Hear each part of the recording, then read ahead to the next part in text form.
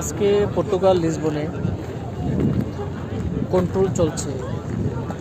তো যারা বেকার, কাজ নেই, যারা হকারি করে, চশমা বিক্রি করে, মালা বিক্রি বা অনেক কিছু বিক্রি করে, তাদের জন্য আজকে কন্ট্রোল চলছে। আমি আজকে এই ক্যামেরাটা নিয়ে বের হয়েছি।